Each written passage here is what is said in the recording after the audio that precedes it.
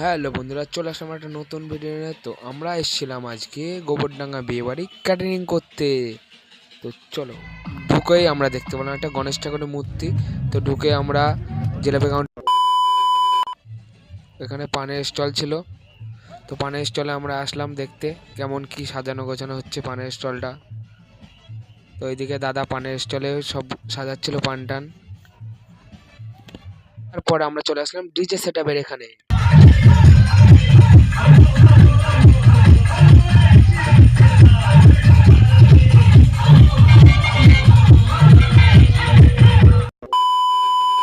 তো আমরা আসলাম মকটেল কাউন্টারে দেখতে। এই সায়ন নিয়ে নিল একটা মকটেল টেস্ট করার জন্য। ওর বেশ ভালোই লাগছিল মকটেল। তো শেষে আমি একটা মকটেল নিয়ে নিলাম টেস্ট করার জন্য। তো ভাই সেই